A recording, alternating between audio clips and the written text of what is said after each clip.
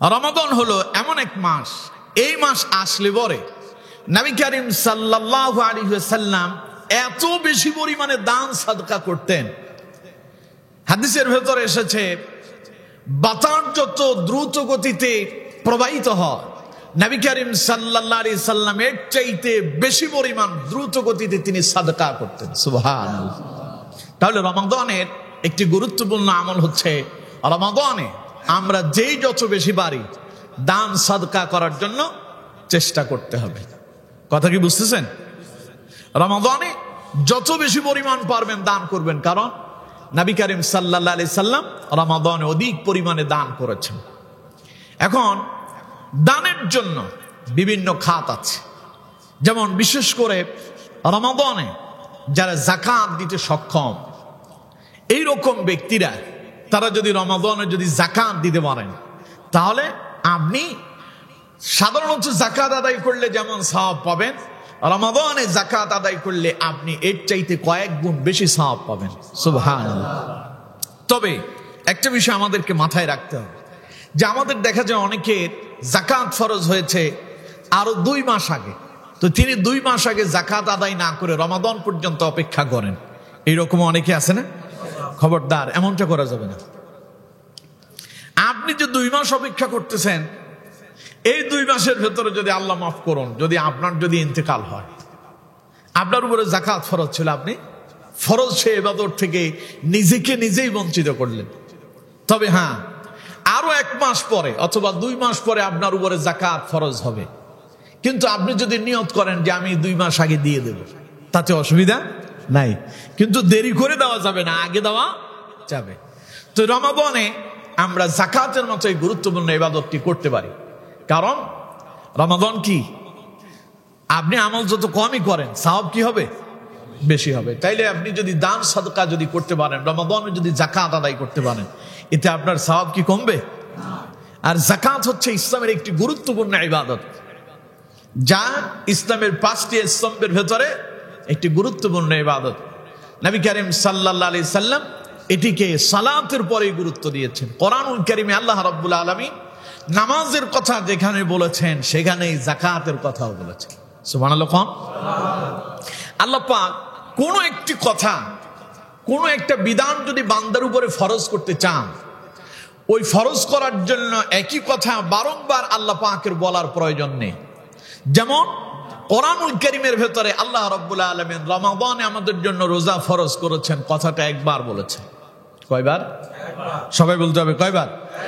আল্লাহ পাক বলছেন, ইয়া আইয়ুহাল্লাযীনা আমানু কুতিবা আলাইকুমুস সিয়াম কামা কুতিবা আলাল্লাযীনা মিন ক্বাবলিকুম লাআল্লাকুম তাত্তাকুন। আল্লাহ পাক বলছেন, হে ঈমানদারেরা, হে মুমিনেরা, বিশ্বাসীরা, আমি তোমাদের জন্য রোজাকে ফরজ করেছি, যেমনি ভাবে তোমাদের পূর্ববর্তীদের উপরেও রোজাকে আমি ফরজ করেছি। আমরা বলি, আল্লাহ কেন ফরজ করলাম? আল্লাহ পাক বলেন, লাআল্লাকুম তাত্তাকুন, আশা করা যায় তোমরা ফরজগার হতে পারবে। সুবহানাল্লাহ। তো এই কথাটা গোটা কোরআনে আল্লাহ রোজা আমাদের জন্য ফরজ করছেন একবার বলছেন। একবার বলার পরে রমাদানের 30 দিন রোজা রাখা আমাদের জন্য কি হয়ে গেছে? কিন্তু যাকাতের কথা কোরআনুল কারীমে আল্লাহ পাক 82 বার বলেছেন। কতবার? নামাজের কথা কতবার? 82 বার। যেখানে নামাজ সেখানেই যাকাত।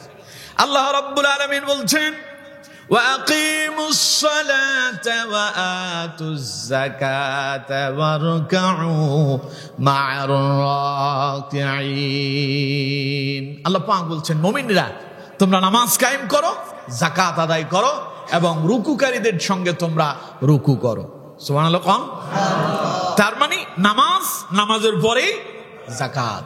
সুতরাং যাকাত এটি একটি গুরুত্বপূর্ণ ইবাদতের নাম। যাকাত এটি এমন একটি ইবাদত যার মধ্য দিয়ে বান্দা নিজেকে পবিত্র করতে পারে, তার সম্পদকে পবিত্র করতে পারে। যাকাত হচ্ছে সম্পদের ময়লা। যাকাত কি?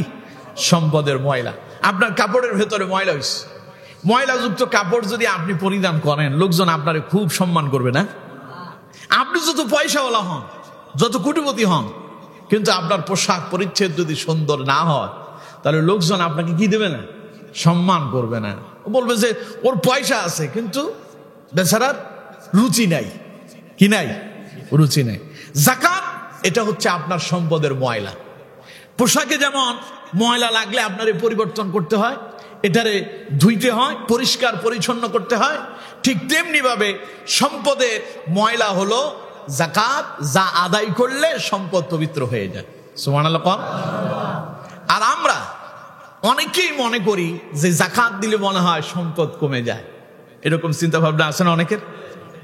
অথচ আমার বন্ধুগণ, আল্লাহ রাব্বুল আলামিন বলছেন, ওয়ামা আতাইতুম মির রিবাল লিয়ারবুয়া ফি আমওয়ালিন নাসি ফালা ইয়ারবু ইনদাল্লাহ ওয়ামা আতাইতুম মিন যাকাতিন তুরিদুনা ওয়াজহাল্লাহ ফাউলাইকা হুমুল মুদঈফুন। পড়েন আল্লাহু আকবার। মানুষ মনে করে সে যদি সুদে টাকা লাগায় তাইলে মনে হয় তার সম্পদ বাড়ে, যাকাত দিলে কমে। কে মনে করে? মানুষ। কে মনে করে? আল্লাহ বলছেন, ওয়ামা আতাইতুম মির রিবাল লিয়ারবুয়া ফি আমওয়ালিন নাস। আল্লাহ পাক বলেন, মানুষ মনে করে ও যদি সুদের সঙ্গে যদি সম্পৃক্ত হয়, সুদে যদি টাকা লাগায়, ও মনে করে যে তার সম্পদ বেড়ে যায়। আল্লাহ পাক বলেন, ফালা ইয়ারবু ইনদাল্লাহ। বস্তুত মূলক তো কথা হলো, আল্লাহর দৃষ্টিতে মোটেও তা বাড়ে না। মানুষ মনে করে যাকাত দিলে বড় সম্পদ কমে যায়। ওয়ামা আতাইতুম মিন যাকাতিন তুরিদুনা ওয়াজহাল্লাহ। আল্লাহ পাক বলেন, আমি আল্লাহর দৃষ্টিতে বান্দা যদি যাকাত দেয় তার সম্পদ কমে না, বরং বহুগুণে বেড়ে যায়। ফাউলাইকা হুমুল মুদঈফুন। আল্লাহ চাইলে এটাকে বহুগুণে বাড়ায় দেন। সুবহানাল্লাহ। আপনি যাকাত দিলেন, সম্পদের ময়লা দূর করলেন। যাকাত দিলেন, সম্পদটাকে নিরাপদ করলেন। যাকাত যদি দিতে পারেন, আপনার সম্পদকে যিনি হেফাজত করবেন তিনি কে? আর খালি টাকা নিয়ে ব্যাংকে ঢুকান, আপনি খালি সুদের সঙ্গে লাগান, সুদের সঙ্গে দেবেন। আল্লাহ পাক বলছেন, ইয়ামহাকুল্লাহুর রিবা ওয়া ইউরবিস সাদাকাত।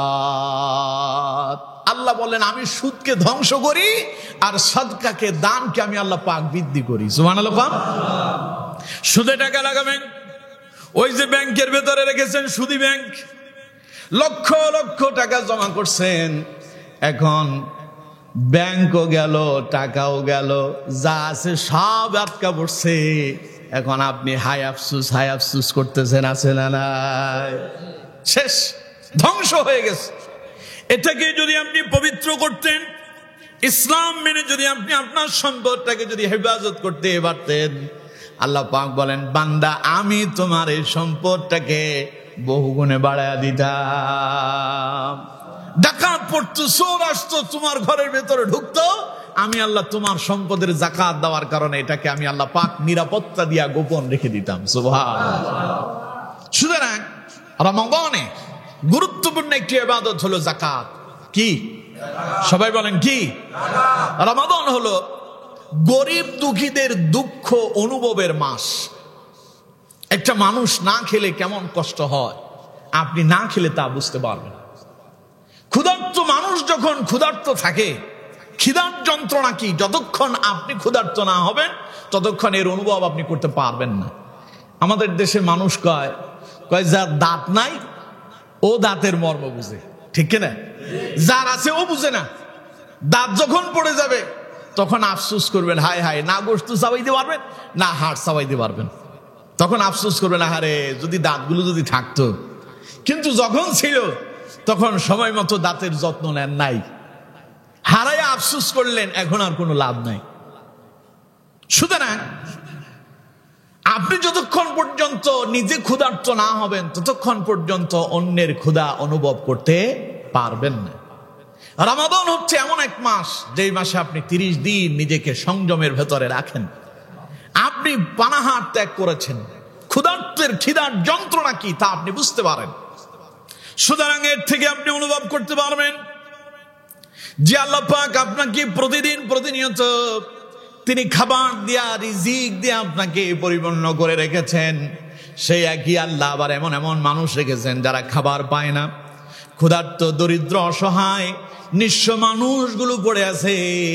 এমন এমন দিন তাদের অতিবাহিত হয়, সারা দিনই খাবার পায় না, ভালো কোনো খাবার তাদের ভাগ্যে জুটে না।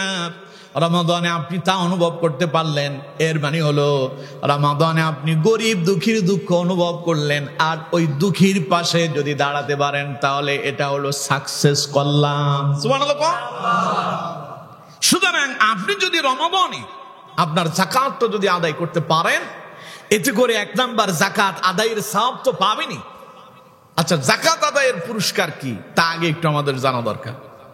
দেখুন, কোরআন থেকে শুনুন, আল্লাহ পাক বলছেন, আল্লাহ রাব্বুল আলামিন বলছেন, ইন্নাল্লাযীনা আমানু ওয়া আমিলুস সালিহাতি ওয়া আকামুস সালাতা ওয়া আতুজ যাকাতা লাহুম আজরুহুম ইনদা রাব্বিহিম ওয়ালা খাউফুন আলাইহিম ওয়ালা হুম ইয়াহজানুন। পড়েন আল্লাহু আকবার।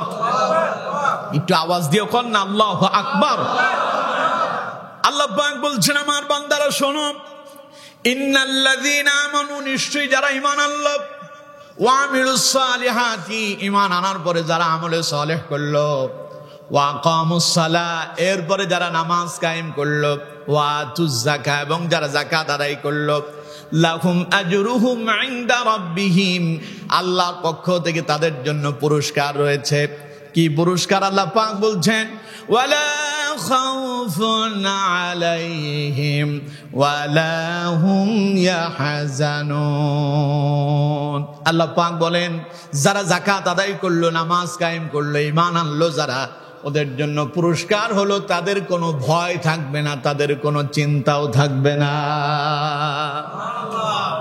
ভয় নাই, টেনশনের কারণ নাই। আল্লাহ কয়, যারা যাকাত আদায় করলো তাদের কোনো ভয় থাকবে না, কারণ আমি আল্লাহই তাদেরকে নিরাপত্তা দান করবো। সুবহানাল্লাহ।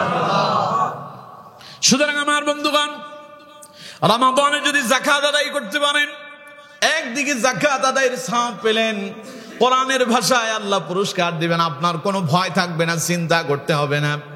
এরপরে আল্লাহ পাক বলছেন, আমার বান্দা, রমাদানে তুমি যদি যাকাত আদায় করতে পারো, নবী করিম সাল্লাল্লাহু আলাইহি সাল্লামের হাদিসের ভাষায় আল্লাহ রাব্বুল আলামিন আপনাকে এমন পরিমাণ সওয়াব দিবেন, যেহেতু এটা ফরজ ইবাদত, এটা যেহেতু ওয়াজিব, যার কাছে সম্পদ আছে সেই যাকাত দিতে হবে।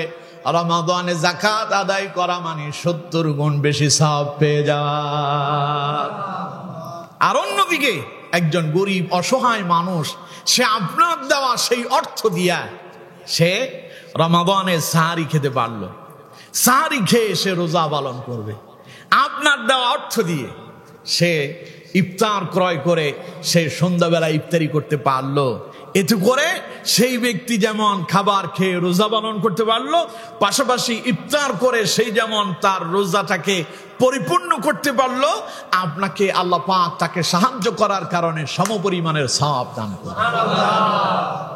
সুতরাং যাদের এবিলিটি আছে, সম্পদ আছে, যাকাত দেওয়ার মতো যারা পরিপূর্ণ সমর্থবান, আপনারা রমাদানে আপনার সম্পদের হিসাব করে যাকাত আদায় করবেন।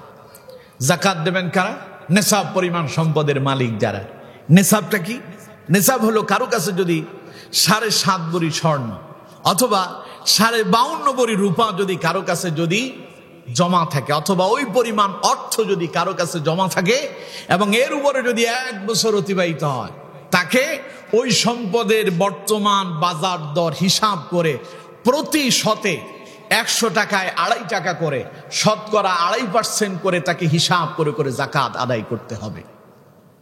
কথা বুঝতে পারছেন? যদি যাকাত যদি আদায় না করেন, তাহলে নবী করিম সাল্লাল্লাহু আলাইহি সাল্লাম বলছেন তার জন্য ভয়ানক আযাব অপেক্ষমান। আজকে আমার দেশে জাকাতের সঠিক বন্টন কি আছে? সবাই কি জাকাত দেয়? সবাই যদি জাকাত যদি দিত, তাহলে এই দেশের ফকির মিসকিন এত থাকতো না। সঠিকভাবে জাকাত আদায় করা হয় না। অনেকে বলে আমার সম্পদ আমি জাকাত দেব কে? কষ্ট করে উপার্জন করছি, আমার উপরে ব্যাট বসানো হচ্ছে, আল্লাহ ব্যাট বসায় দিচ্ছে, আমার এত এত করে দিয়ে দিতে হবে। বলে না এমন কথা? কথা কয় না, বলে না? নবী করিম সাল্লাল্লাহু আলাইহি সাল্লাম বলেন, এই কথা যখন শুনবে তখন তোমরা অপেক্ষা করো কিয়ামত খুব সন্নিকটে। রাসূলুল্লাহ বলেছেন, ওয়া যাকাতু মাগরামা, কিয়ামতের আগে এক শ্রেণীর ধনাঢ্যবান লোকেরা যাকাতকে অস্বীকার করবে, জরিমানা মনে করবে যে এটা আমার উপরে ট্যাক্স চাপায়া দিচ্ছে, আল্লাহ আমার উপরে ব্যাট চাপায়া দিচ্ছে, আমি কষ্ট করে উপার্জন করছি, আমি কেন যাকাত দেব? আছে না এরকম মানুষ? আছে। গত 3 দিন আগে বা 4 দিন আগে একজন আমাকে এই কথা বলেছিলেন। স্বামীর সম্পদ আছে, স্ত্রী বলে জাকাত দিতে, স্বামী কয় যে আমি কষ্ট করে টাকা উপার্জন করছি, কেন আমারে জাকাত দিতে হবে? কথা বুঝতে পারছেন? তো এগুলো আমাদের আশেপাশেই আছে। এখন যারা জাকাত দেওয়াকে অস্বীকার করছেন, জাকাত দিতে চান না, সম্পদ নিয়ে কবরে যাইতে পারবেন? কথা কয় না, যাইতে পারবেন? 10 তলা বিল্ডিং জায়গায় পড়ে থাকবে, বাড়িটা বাড়ির জায়গায় থাকবে, গাড়ি গাড়ির জায়গায় থাকবে, শুধু একজন থাকবে না, তা আমি কিংবা আপনি। ঠিক কিনা? আপনি যখন চলে যাবেন মনে করেন না সম্পদ এখানে রয়ে গেছে, সেখানেই থেকে আসছে না। নবী করিম সাল্লাল্লাহু আলাইহি সাল্লাম বলছেন, যারা যাকাতকে অস্বীকার করে, আল্লাহর দেওয়া সম্পদ পাওয়ার পরে যারা যাকাত আদায় করে না, ওদের ওই সম্পদগুলোকে কিয়ামতের দিন আল্লাহ রাব্বুল আলামিন বিশাল একটা বিষধর সাপে রূপান্তরিত করবেন। যে সাপের কপালের উপরে 2টা তিলক বিন্দু থাকবে, অত্যন্ত বিষাক্ত হবে। ওই সাপ তার সম্পদটাকে বিশাল বড় সাপ বানায় দিয়া যিনি যাকাত দেন নাই তার গলার ভেতরে তা ঝুলাইয়া দেওয়া হবে। নবী করিম সাল্লাল্লাহু আলাইহি সাল্লাম বলছেন, ওই সাপ যখন তার গলার ভেতরে ঝুলাইয়া দেওয়া হবে, ওই সাপটা তার মুখের সামনে এসে একবার ডান গালে আরেকবার বাম গালে সবল মারবে আর বলবে, আনা মালুকা আনা কানজুকা, আমি তোমার সেই সম্পদ, আমি তোমার গচ্ছিত ধনভাণ্ডার। ওই যে আমারে জমা করে রাখছিলাম, আল্লাহর জন্য আমাকে ব্যয় করো নাই, আল্লাহর রাস্তায় সাদকা করো নাই, আজ আমি তোমার জন্য বিষধর সাপ হিসেবে রূপান্তরিত হয়ে এসেছি। সুতরাং ওই সাপ যখন আপনাকে একবার সবল মারবে, ওই সাপের বিষ কি এমন ভাবে আপনার শরীরের ভেতরে ঢুকে পড়বে, মুহূর্তের ভেতরে সমগ্র শরীরের ভেতরে জ্বালাতন যন্ত্রণা শুরু হয়ে যাবে। আমার বন্ধুগণ, কোন তো দেখি তখন খুব মজা লাগবে নাকি? কথা কয় না, খুব মজা লাগবে। যদি সেখানে ওই বিষধর সাপের বিশাল সবল থেকে যদি নিজেকে আত্মরক্ষা করতে চান, তাহলে আল্লাহ যে সম্পদ দিয়েছে তা থেকে হিসাব করে করে যাকাত দিয়ে দেন। কথা বুঝতে পারছেন? যাকাত দিবেন, সম্পদ নিরাপদ হবে। যাকাত দিবেন, তাইলে কিয়ামতের দিন লা খাউফুন আলাইহিম ওয়ালা হুম ইয়াহজানুন, ভয় থাকবে না, চিন্তিত হতে হবে না। সুবহানাল্লাহ কয় না কে? আর যদি তা না করেন, বিশাল বাড়ি গাড়ি সব হয়ে যাবে বিশাল বড় বিষাক্ত সাপ। এই সাপ গলার ভেতরে ঝোলায় দেওয়া হবে আর আপনারা সবল মারতে থাকবে। ইন্না লিল্লাহি ওয়া ইন্না ইলাইহি রাজিউন। সুতরাং সকলেই সমর্থবান ব্যক্তিরা আপনাদেরকে বলবো, হিসাব করে করে যাকাত আদায় করবেন। আল্লাহ পাক আমাদেরকে তৌফিক দান করুন, পড়ুন আমিন। এরপরে আসেন, রমাদানের আরেকটি গুরুত্বপূর্ণ ইবাদত হলো, রমাদানে আমরা বেশি বেশি কোরআন তিলাওয়াত করব। কি তিলাওয়াত করব গ্রন্থ? কেন কোরআন তিলাওয়াত করব? কারণ রমাদানের সাথে কোরআনের সম্পর্ক। কিসের সম্পর্ক? কোরআনের কারণে রমাদানের দাম আল্লাহ পাক বাড়িয়ে দিয়েছেন। সুবহানাল্লাহ। দেখুন আল্লাহ পাক বলছেন, শাহরু রমাদান আল্লাযী উনজিলা ফীহিল কুরআন হুদাল লিন-নাসি ওয়া বায়িনাতিন মিনাল হুদা ওয়াল ফুরকান। আল্লাহ পাক বলছেন, রমাদান তো সেই মাস যেই মাসে মানব গোষ্ঠীর হেদায়েতের জন্য আমি কোরআনকে নাজিল করেছি। সুবহানাল্লাহ। হুদাল লিন-নাসি ওয়া বায়্যিনাতিন মিনাল হুদা ওয়াল ফুরকান, যা সত্য এবং মিথ্যার পার্থক্যকারী, যা আপনাকে কোনটা সঠিক পথ আর কোনটা ভুল পথ, কোনটা নাজাতের পথ, কোনটা জাহান্নামের পথ, কোনটা জান্নাতের পথ, কোনটা বিপদগামী পথ আপনাকে দেখায় দিবে মহাগ্রন্থ আল কোরআন। এই কোরআন দিয়েই আপনি আপনার গোটা জীবন সাজাবেন। আল্লাহ কয় এই মানব জীবনের জন্য, মানুষের হেদায়েতের জন্য আমি কোরআনকে এই রমাদানে নাজিল করেছি। যার বলে রমাদানের দাম কি কমছে না বাড়ছে? সবাই বলতে হবে কমছে না বাড়ছে? সুতরাং রমাদানে বেশি বেশি কোরআন তিলাওয়াত করা। কোরআন হচ্ছে এমন একটি কিতাব, এটি আপনি কেন রমাদানে বেশি তিলাওয়াত করবেন?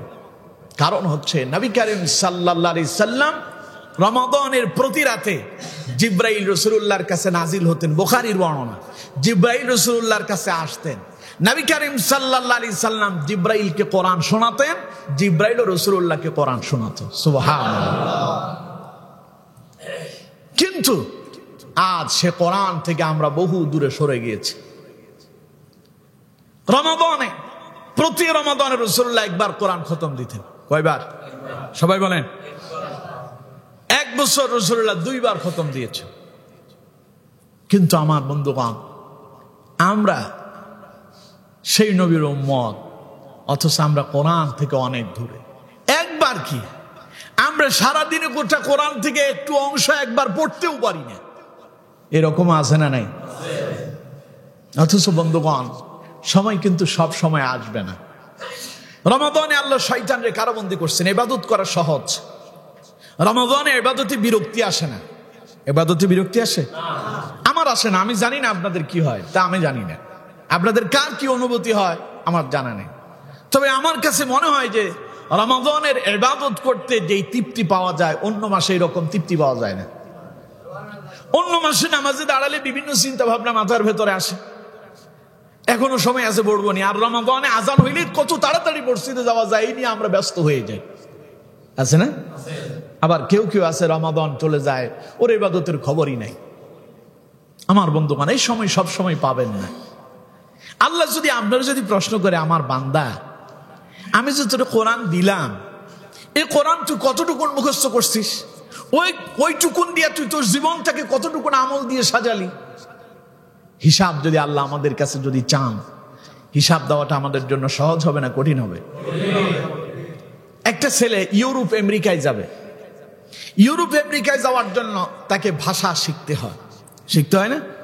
অস্ট্রেলিয়ায় যাবে, কানাডায় যাবে, আগেই তারে ভাষা শিখতে হয়। ও সাউথ কোরিয়াতে যাবে, আগেই তাকে ভাষা প্র্যাকটিস করতে হয়। এর উপরে আবার পরীক্ষা নেওয়া হয়। তার উপরে আপনার অবস্থার আলোকেই তাকে ভিসা দেওয়া যাবে কি যাবে না, এর উপরে পরীক্ষা নেওয়া হয়। এখন বিদেশ যাওয়ার জন্য, যেখানে তার ফ্যামিলি ছেড়ে যেতে হবে, আত্মীয় স্বজনের মায়া ত্যাগ করতে হবে, দিনের পর দিন সেখানে থাকতে হবে। বাবা মরলে আসা যায় না, মা মরলে আসা যায় না, সন্তান মরছে আসার সুযোগ হয় না। এমন জায়গায় যাওয়ার জন্য ছেলেটা করলো কি, ও বিদেশ যাবে। যেই দেশে যেতে চায় ওই দেশের ভাষা শেখার জন্য সে নিয়মিত চেষ্টা চালিয়ে যায়। কিন্তু চিন্তা করেন, কবর জগতে যাবেন না এমন কি আছে? কথা বলেন, আছেন কেউ? কিন্তু ওই যে কবরে যে যেতেই হবে, সেখানে যাওয়ার জন্য কতটুকুন প্রস্তুতি গ্রহণ করেছেন আপনি? আল্লাহ যদি জিজ্ঞাসা করে, আমার বান্দা, আমি যে তোর কোরআন দিলাম, দুনিয়ার ইংরেজি শিখার জন্য তুমি তোমার ঘরের ভেতরে একজন টিচার রেখেছো, মাসে 5,000 টাকা বেতন দিয়েছো তারে। সে তোমাকে সপ্তাহে 3 দিন এসে আধা ঘন্টা 1 ঘন্টা তোমার টিচিং দিয়ে যেত। দুনিয়ার অন্য অন্য বিষয় সাবজেক্টগুলোর জন্য তুমি কত টাকা খরচ করছো, কিন্তু আমার কোরআন শেখার জন্য তুমি কতটুকুন সময় ব্যয় করছো?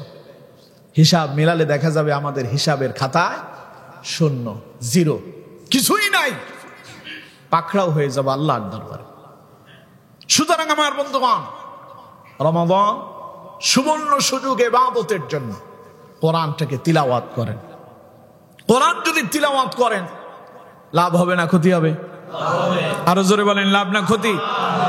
আমার বন্ধুগণ, যদি কোরআন যদি তিলাওয়াত করতে পারেন, নবী করিম সাল্লাল্লাহু আলাইহি সাল্লাম বলছেন এই কোরআন তোমাকে ছেড়ে যাবে না, এই তোমার কোরআন, এই কোরআন তোমার পক্ষ অবলম্বন করবে। কিয়ামতের দিন তুমি যখন বিপদে পড়ে যাবে, তোমার যদি আমল যদি কম হয়, কোরআনকে ভালোবেসে কোরআন তিলাওয়াত করার কারণে এই কোরআন কিয়ামতের দিন আল্লাহর দরবারে তোমার জন্য সুপারিশ করবে। যে বন্ধুর কথা ধইরা মানুষ হত্যা করতেছ, যেই বন্ধুর প্ররোচনায় পইরা নামাজ ছেড়ে দিয়েছ, যেই বন্ধুর কথা শুনে অশ্লীল মন্দ কাজে যাচ্ছ, যেই বন্ধুকে ছাড়া তোমার সময়ই যায় না, সকাল হলে বন্ধু কোথায় রে তুই, বন্ধু কয় অমুক চা দোকানে আছি তাড়াতাড়ি আয়, তো রমাদানের চায়ের দোকানে কি? বুঝতে পারতেছেন? বন্ধুর কথা শুনে চায়ের দোকানে গিয়া রোজাও ভাঙলেন, সেই বন্ধুকে কিয়ামতের দিন কাছে পাবেন না। পাবেন? সেই দিন বিপদে পড়ে যাবেন। কিন্তু কোরআনকে যদি বন্ধু বানাতে পারেন, কোরআনকে যদি আপনার আপন করে নিতে পারেন, কোরআনের সঙ্গে যদি সম্পর্ক তৈরি করতে পারেন, নবী করিম সাল্লাল্লাহু আলাইহি সাল্লাম বলছেন এই কোরআন কিয়ামতের দিন আপনার জন্য আল্লাহর দরবারে সুপারিশ করবে। হাদিসের ভিতরে এসেছে আসিয়াম ওয়াল কোরআন ইয়াশফাআনি লিল আবদি, কিয়ামতের দিন দুইটা জিনিস বান্দার জন্য আল্লাহর কাছে সুপারিশ করবে। তার ভিতরে একটা হলো রমাদানের রোজা, আর একটা হলো কোরআন। সুবহানাল্লাহ। এই দুইটার সঙ্গে একটার সঙ্গে আরেকটা কি অঙ্গাঙ্গী সম্পর্ক, কাছাকাছি সম্পর্ক। যেই মাসে কোরআন নাজিল সেই মাসেই রোজা ফরজ। সুবহানাল্লাহ কয় না কে? যেই মাসে কোরআন নাজিল সেই মাসেই রোজা ফরজ। একটার সাথে আরেকটার খুব রিলেটেড সম্পর্ক, একেবারে আপন মায়ের পেটের দুই ভাইয়ের মতো আর কি। নবী করিম সাল্লাল্লাহু আলাইহি সাল্লাম বলছেন আসিয়াম ওয়াল কোরআন ইয়াশফাআনি লিল আবদি, কোরআন এবং রোজা এই দুইটা জিনিস কিয়ামতের দিন আল্লাহর দরবারে বান্দার জন্য সুপারিশ করবে। দেখুন কোরআন কি বলবে, শুনুন। নবী করিম সাল্লাল্লাহু আলাইহি সাল্লাম বলছেন ওয়া ইয়াকুলুল কোরআন, যারা কোরআন তিলাওয়াত করবেন, কোরআনের সঙ্গে যারা সম্পর্ক তৈরি করবেন, সে কোরআন কিয়ামতের দিন আল্লাহকে ডেকে বলবে মানাতুমুন নাওমা বিল্লাইল, আল্লাহ এই তো আমার সেই বন্ধু, এই তো তোমার সেই গোলাম, যেই লোকটা আমার এত পছন্দ করেছে, আমার এত ভালোবেসেছে, আমার এত মহাব্বত করেছে, রাত্রি বেলা আমাকে তিলাওয়াত করা ছাড়া সে ঘুমায় নাই। সে আমাকে তিলাওয়াত করত, আমাকে দিয়ে তার নামাজ আদায় হতো, আমার সঙ্গে তার সম্পর্ক, ঘুমাতে গেলেও আমার সেই তিলাওয়াত করত। অথচ আজকে আমরা ঘুমাতে গেলে ফেসবুক শরীফ তিলাওয়াত করি, ঠিক কিনা? ইউটিউব ফেসবুক তিলাওয়াত চলে, কিন্তু কোরআন তিলাওয়াত কথা কয় না, চলে কি? এখন তো বলবেন না, কারণ বললে তো নিজেই ধরা পড়বেন। গতকাল একজনের জিজ্ঞাসা করছি নামাজ পড়ছেন, কয় কেমনি মিশা কথা কই, পড়ি নাই। আজকে রোজা রাখছেন, কেমনি মিশা কথা কই, রাখি নাই। আমি বললাম যে এই কথাটা বলাটা আপনার জন্য যতটুকু না সহজ হয়েছে, এর জবাব এর চাইতে কঠিন হবে। এখন আমাকে বলে ফেলেছেন খুব সহজে, কেমনে মিশা কথা কই, কিন্তু আল্লাহ যখন ধরবেন, এই কথা বলার পরে অবস্থা যে কত ভয়ানক হবে তা আল্লাহই জানে, ঠিক কিনা? সুতরাং আমার বন্ধুগণ, কোরআনটাকে রাত্রিবেলায় তিলাওয়াত করে ঘুমান, কিন্তু সেই রাত্রিবেলায় ফেসবুক ইউটিউব না দেখলে ঘুম হয় না, কোরআনটা পড়তে পারেন না। রাত্রিবেলা কোরআন তিলাওয়াত করে ঘুমিয়ে যান।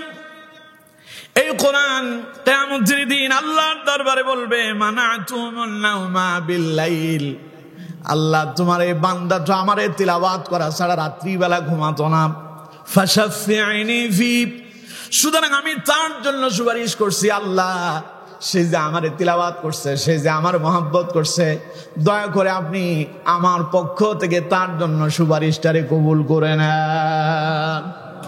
ফায়ুশাফা'আন, আল্লাহ সুপারিশটারে মঞ্জুর করবেন। এবার রোজা কি বলবে? নবী করিম সাল্লাল্লাহু আলাইহি সাল্লাম বলছেন, ইয়াকুলু সিয়াম, রোজা বলবে, আয় রাব্বি ইন্নী মানাতুম আত-তা'আমা ওয়া শাহওয়াতি বিন-নাহার। রোজা বলবে, আল্লাহ এই তো আমার সেই বন্ধু যে আমার জন্য সারাদিন পানাহার ত্যাগ করছিল, সারাদিন পাপাচার ত্যাগ করেছিল। আল্লাহ এই লোকটার পিপাসা লেগেছিল, দারুণ পিপাসিত হয়েছে।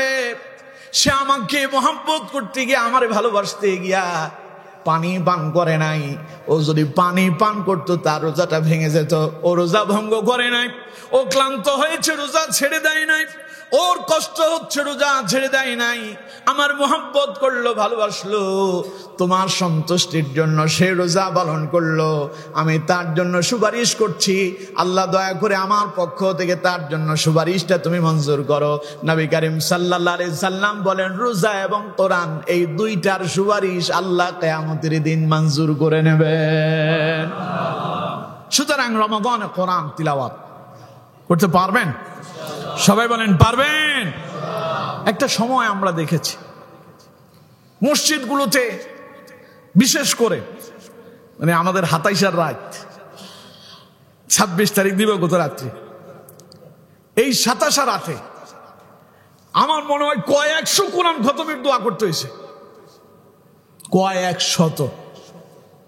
সারাদিন লিখা লাগতো, অমুকের 10 খতম, তমুকের 5 খতম, অমুকের 20 খতম, এরকম ছিল। পরিবারের 10 জন সদস্য একজন 2 বার করে খতম করছে, ছিল না এরকম?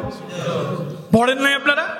এখনকার যুবকরা তা জানে না, এখনকার যুবতীরা জানে না, কারণ এখন তো ফেসবুক তিলাওয়াত ছাড়া তার দিন যায় না। কিন্তু আগে এটা ছিল না, সম্পর্ক ছিল কোরআনের সাথে। প্রতিটা ঘরের ভেতরে কোরআন তিলাওয়াত হতো। আজ দেখি সে কোরআন তিলাওয়াতও নাই, দোয়াও নাই। এর জন্য আমাদের উপরে বরকতও নাই। সবচেয়ে আশ্চর্যজনক বিষয় হচ্ছে, রমাদানের মতো এমন মাসেও আমাদের দেশে খুন খারাপি পর্যন্ত হচ্ছে। নাউজুবিল্লাহ বলেন না? দর্শন হচ্ছে। কি যে কঠিন এক পরিবেশ আর পরিস্থিতি আমরা অতিবাহিত করছি, এগুলো কিয়ামতের আলামত। এগুলো কিসের আলামত? সবাই বলতে হবে কিসের আলামত? আমার বন্ধুগণ, এখান থেকে আমরা বেরিয়ে আসবো কিভাবে?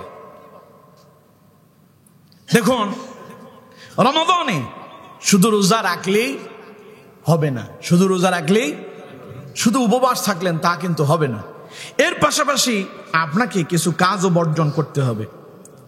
নবী করিম সাল্লাল্লাহু আলাইহি সাল্লাম বলছেন, রমাদানে রোজা অবস্থায়, সময় আমার হাতে কম, শেষ হয়ে যাচ্ছে, কথা অনেক, কয়টা বলবো? রমাদানে রোজা অবস্থায় 2টা জিনিস থেকে আমরা প্রত্যেকেই বিরত থাকব। কয়টা? সবাই বলেন কয়টা? এক হচ্ছে মিথ্যা কথা বলবো না। কি বলবো না? দেখুন, রমাদানে যিনি মিথ্যা কথা বলেন, বিশেষ করে এটা তো একটা বাজার নাকি, ঐতিহ্যবাহী বাজার। এই বাজারে ব্যবসায়ীরা আছেন না? কাপড় বিক্রি হবে এখন খুব ধুমছে। রমাদানে তো ব্যবসা সব লাইনেই ভালো, ঠিক না? যারা কাপড়ের ব্যবসা করে সারা বছর কয় যে বসে বসে মাছি মারি, আর রমাদানের সিস্টেম করে কামাই করি, সারা বছরের ট্যাক্স সাথে উঠায় ফেলবো, ঠিক না? 500 টাকার জিনিস 5000 টাকায় বিক্রি হবে, অসুবিধার কি আছে? সারা বছর যে বিক্রি করতে পারি না, এখন খাবো নি, একটু ধরে নি, কয় যে একটু ধরে নি। আছে না এরকম? জিনিস একখান কিনছে, তার কিনা হয়েছে মনে করেন যে 500 টাকা, আমি উদাহরণ দেওয়ার জন্য বলছি, বিক্রি করবে ওটা 1000 টাকা। কাস্টমারকে বলতেছে, সত্য কথা বললে নেবেন? তো কাস্টমার কয় বলেন, কয় নেবেন, কয় নেব। কিনা দাম বলে দে, বলেন আমার কিনা হয়েছে এটা 900 টাকা, 100 টাকা প্রফিট করো, মাত্র 100 টাকা। আছে না? জুতা দোকানদার বলেন, কাপড় দোকানদার বলেন, সেমাই সিনিয়র বিক্রি হবে রমাদানে, তো সবকিছুই চলে মোটামুটি খুব ভালো সব লাইনে। আল্লাহ পাক বলছেন রমাদান এমন একটা মাস, নবী করিম সাল্লাল্লাহু আলাইহি সাল্লাম বলছেন রমাদানে আল্লাহ পাক মুমিনদের রিজিককে বৃদ্ধি করে দেন। সুবহানাল্লাহ। তো এখন রিজিক বৃদ্ধি করতেছি আর কি, আমরা নিজেরা নিজেদের রিজিক বাড়ানোর জন্য নিজেরা অপকর্ম করতেছি মিথ্যা কথা বইলা। আপনাকে কেউ বলছে যে আপনার কিনা দাম বলার জন্য? তা আপনি এই টাউডারি করতে গেলেন কে? রোজা রাখে কয়, রোজা রাখে কিন্তু মিথ্যা কথা বলবো না। আসলে খালি মিথ্যা কথাই কয় নাই, পুরো মিথ্যার গোডাউন ঢেলে দিয়েছে, ঠিক কিনা? খবরদার। আল্লাহ নবী বলছেন, যদি আপনারা হাসতেছেন আর কি, দেখুন নবী করিম সাল্লাল্লাহু আলাইহি সাল্লাম বলছেন, বুখারী মুসলিমের হাদিস, হাদিসটি বুখারীতে এসেছে, আবু দাউদে এসেছে, তিরমিজিতে এসেছে, নাসাইর ভেতরে এসেছে, জামে আহমদের ভেতরে এসেছে, ইবনে খুজাইমার ভেতরে এসেছে, জামে ইবনুল হিব্বানের ভেতরে এসেছে, সহিহ তারগীবের ভেতরে এসেছে, সহিহ আল জামির ভেতরে এসেছে, মিশকাতের ভেতরে এসেছে। নবী করিম সাল্লাল্লাহু আলাইহি সাল্লাম বলছেন, মাল্লাম ইয়াদউ কাওলাজ জুর ওয়াল আমাল বিহি ফালাইসা লিল্লাহি হাজাতুন ফিহি আইয়াদা তাআমাহু ওয়া শারাবা। নবী করিম সাল্লাল্লাহু আলাইহি সাল্লাম বলছেন, যেই ব্যক্তি রমাদানে রোজা পালনরত অবস্থায় সেই ব্যক্তি তার পূর্বের অভ্যাস মিথ্যা পরিহার করতে পারল না, মিথ্যা কথা ছাড়তে পারল না, রমাদানে মিথ্যা কথা বলে, পূর্বেও তার এই অভ্যাস ছিল, সেই মিথ্যার উপরে এখনো প্রতিষ্ঠিত থেকে গেল। নবী করিম সাল্লাল্লাহু আলাইহি সাল্লাম বলেন, তার এই রোজা, তার এই পানাহার ত্যাগ আল্লাহর দরবারে কোনো যায় আসে না। এটা আল্লাহর কাছে গ্যারান্টেডই না, আল্লাহ ওর দিকে তাকানোরই সময় নেই। কথা বুঝতে পারছেন? এখন ব্যবসায়ীরা আমার উপর রাগ করতেছেন, কথা কয় না, রাগ করতেছেন? আমি কি আপনারে গালি দিয়েছি? আপনার উপকারের জন্য বলছি, আপনার রোজা যে নষ্ট হয়ে যাচ্ছে, 2 টাকা বেশি প্রফিট করতে গিয়া আপনি আপনার ফরজ ইবাদতটাই শেষ করছেন। সুতরাং মিথ্যা কথা রমাদানে বলা, কথা কয় না, যাবে? সবাই বলেন যাবে? মিথ্যা কথা থেকে পরিহার থাকতে হবে, মিথ্যা ছেড়ে দিতে হবে। মিথ্যা যদি ছাড়তেই পারেন তাহলে এই রোজা আল্লাহর দরবারে কবুল হবে। এই গেল 1। 2 নাম্বার, রোজা অবস্থায় কোন অশ্লীল মন্দ কাজ করা যাবে না। নবী করিম সাল্লাল্লাহু আলাইহি সাল্লাম বলছেন, এটা বুখারী, মুসলিম, নাসাই, ইবনে মাজাহ, ইবনে আবি শাইবা, ইবনে খুজাইমা, সহিহ ইবনুল হিব্বান, জামে আহমদ, সুনানুল কুবরা লিল বাইহাকি, মিশকাতুল মাসাবির ভেতরে এসেছে।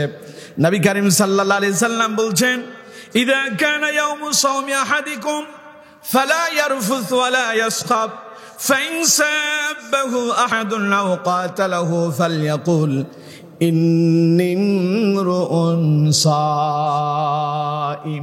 নবী করিম সাল্লাল্লাহু আলাইহি সাল্লাম বলছেন, তোমরা যখন রোজা অবস্থায় থাকবে, ফালা ইয়ারফুস ওয়ালা ইয়াসখাব, অশ্লীল কথা বলবা না, মন্দ কাজে যাবা না। কি? অশ্লীল মন্দ কাজের ভেতরে যাওয়া, অশ্লীল কথা বলা, সকল প্রকারের অশ্লীলতা ছাড়তে হবে। দর্শন করা, জেনা ব্যভিচার করা ভালো কাজ? সবাই বলেন ভালো কাজ। এটা অন্য মাসে খারাপ, রমাদানে ভালো। রমাদানে একটা নেক কাজ করলে 70 গুণ পর্যন্ত আল্লাহ সওয়াব বৃদ্ধি করে দেন। ঠিক একটা খারাপ কাজ করলেও 70 গুণ অপরাধ বেড়ে যায়। নাউজুবিল্লাহ বলেন না?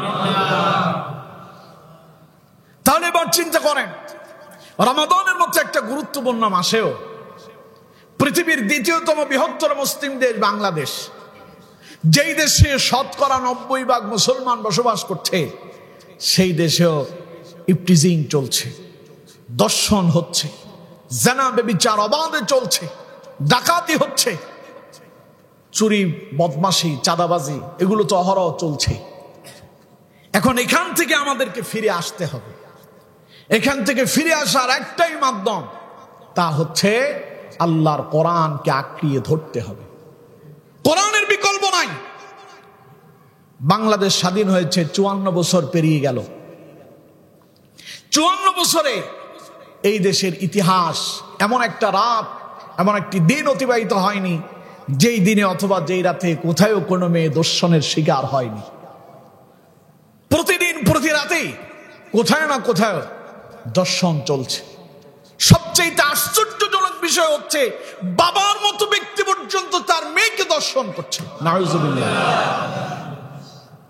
এর চাইতে নিকৃষ্ট কাজ আর কি হতে পারে বলেন? আপন ভাই তার বোনকে দর্শন করছে। আর আসিয়ার কথা তো আপনারা সবাই জানেন, এটা তো এখন আলোচিত খবর। বোনের শ্বশুর পর্যন্ত যেই তার এই মেয়েটারে নিজের মেয়ের মতো মনে করবে, সেই পর্যন্ত বোনের শ্বশুর মেয়েটারে দর্শন করল। মেয়েটার বয়স হয়েছে? কথা বলেন, বয়স হয়েছে? তার মানে রুচি মানুষের কত নিচে গেলে মানুষ এমন কাজ করতে পারে?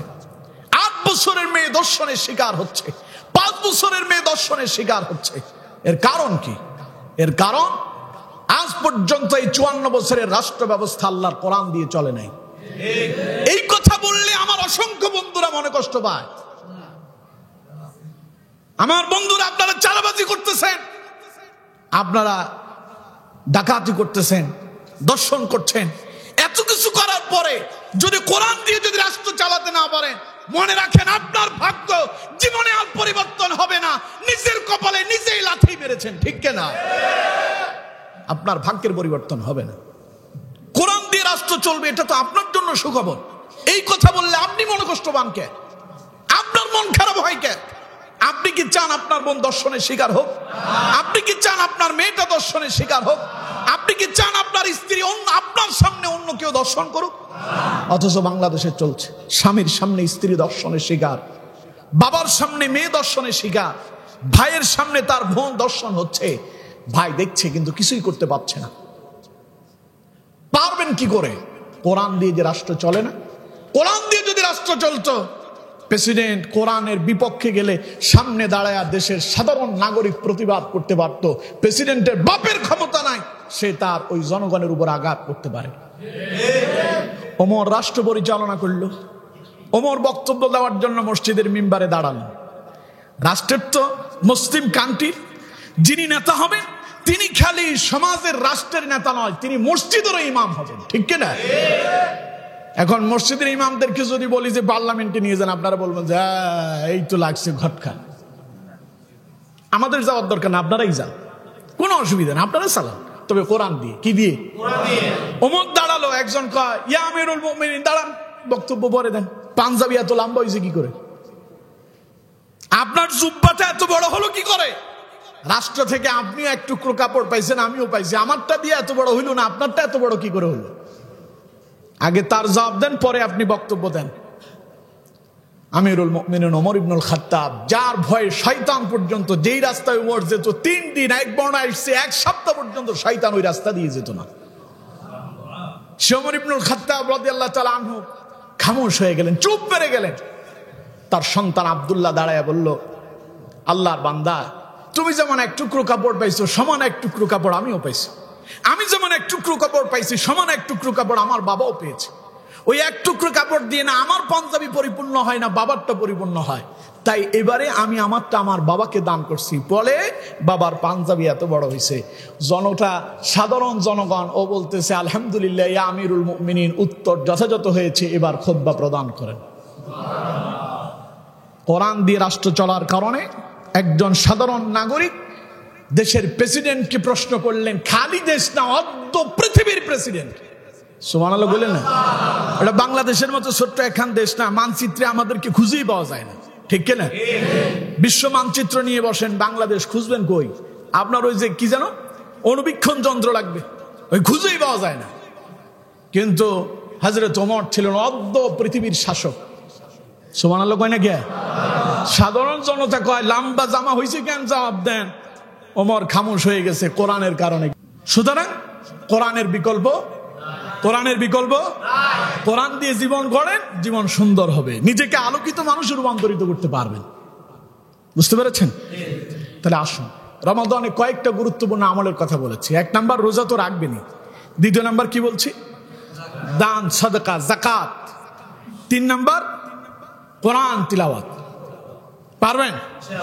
আর ছাড়তে বলছিলাম 2টা জিনিস, 1, 2 অশ্লীলতা। এগুলো থেকে যদি বিরত থাকতে পারেন রোজা সাকসেস হবে, নিজে কল্যাণকামী হবে। ছাড়তে পারবেন না, বিপদগামী হবেন, বিপদগ্রস্ত হবেন, নিজেই ধ্বংস করলেন। বুঝতে পেরেছেন? আল্লাহ তাআলা আমাদের প্রত্যেককে এই কথাগুলো বুঝে বাস্তব জীবনে আমল করার তৌফিক দান করুন।